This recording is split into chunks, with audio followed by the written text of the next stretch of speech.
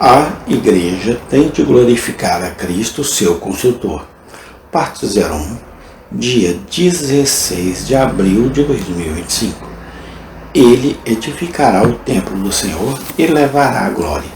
Zacarias 6,13. A música em todas as coisas, se os homens tivessem ouvidos. Este mundo é apenas o eco das esferas. O céu canta cada vez mais. Diante do trono de Deus, anjos e santos redimidos exaltam seu nome. E este mundo também está cantando, às vezes com o barulho alto do trovão, do mar fervente, da catarata impetuosa e do mugido do gado, e muitas vezes com aquela harmonia solene e solene que flui da vasta criação, quando em seu silêncio ela louva a Deus. Tal é a canção que jorra em silêncio da montanha, erguendo sua cabeça para o céu, cobrindo sua face às vezes com as asas da névoa, e outras vezes revelando sua fronte branca como a neve diante de seu Criador, e refletindo de volta seu sol, agradecendo com gratidão ele pela luz com a qual foi feito para brilhar, e pelas alegrias da qual é o esplendor solitário, pois em sua grandeza olha para os vales risonhos. A melodia em que o céu e a terra estão definidos é o mesmo. No céu eles cantam: o Senhor seja exaltado, que seu nome seja engrandecido para até sempre. E a terra canta o mesmo: grande és tu em tuas obras, ó Senhor, e a ti seja a glória. Pareceria, portanto, uma estranha anomalia se a igreja, o templo do Deus vivo, fosse vazia de música, e bendizemos a Deus que tal anomalia não exista. Pois, dia e noite, eles louvam a Deus em seu templo. E embora seja verdade que os círculos incessantes dos céus estrelados o louvam sem cessar, também é verdade que as estrelas da terra, as igrejas do Senhor Jesus Cristo, cada uma delas está cada vez mais cantando seus hinos de louvor a Ele. Hoje, nesta casa, milhares de vozes gritam seu nome. E quando o sol de hoje se pôr, ele nascerá em outra terra, onde os corações cristãos despertaram. Deve começar a louvar como acabamos de concluir. E quando amanhã entrarmos nos negócios da semana, o louvaremos quando nos levantarmos. O louvaremos quando nos retirarmos para descansar e nos consolaremos com o doce pensamento de que, quando o elo de louvor aqui está coberto de escuridão, outro elo dourado está brilhando ao sol nas terras, onde o sol nasce quando se põe sobre nós. E observe como a música da igreja é ajustada na mesma melodia do céu e da terra. Saúde a Deus, tu deves ser agradecido. Não é esta canção unânime de todos os remidos abaixo? Quando cantamos, não é este o único fardo de nossas hosanas e aleluia? Ao que vive e se assenta no trono, a ele seja a glória para todo sempre. Agora, meu texto é uma nota da música. Que Deus me ajude a entender e faça você entender também. Ele edificará o templo do Senhor e levará a glória. Todos nós sabemos que o Senhor Jesus Cristo é mencionado aqui, pois o contexto é executado.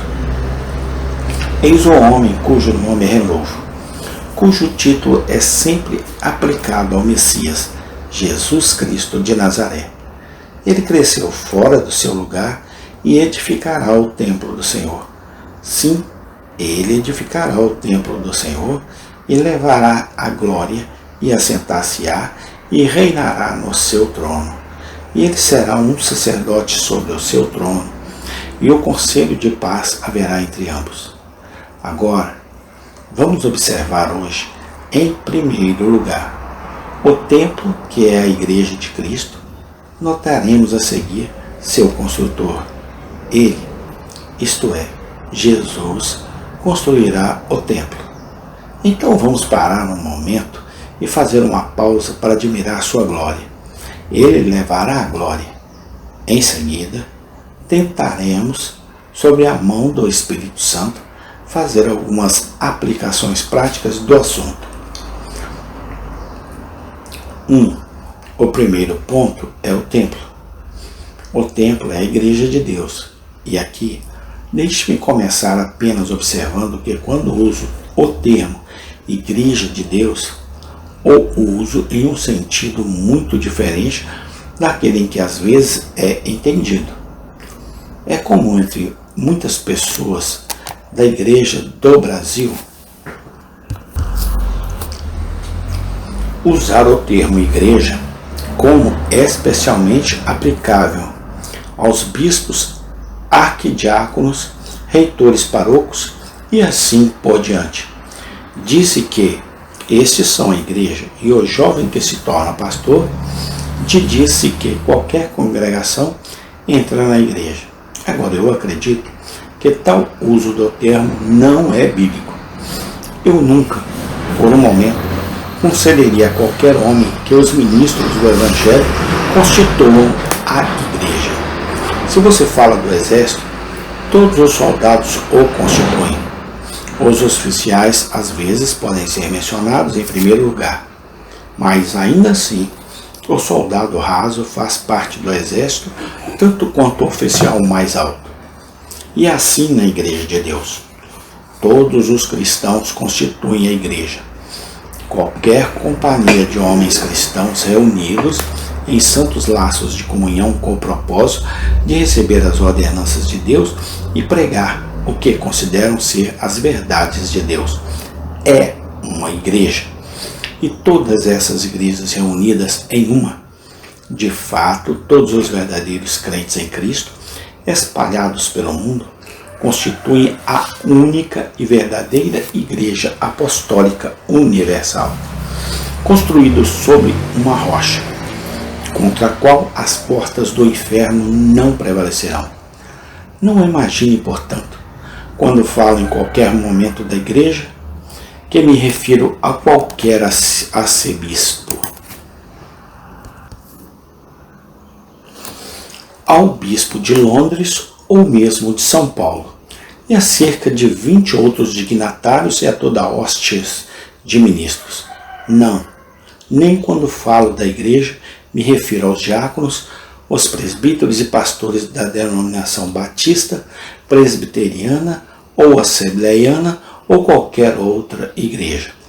Quero dizer, todos aqueles que amam o Senhor Jesus Cristo com sinceridade e verdade, pois estes constituem a única Igreja Universal que tem comunhão consigo mesma, nem sempre no sinal exterior, mas sempre na graça interior.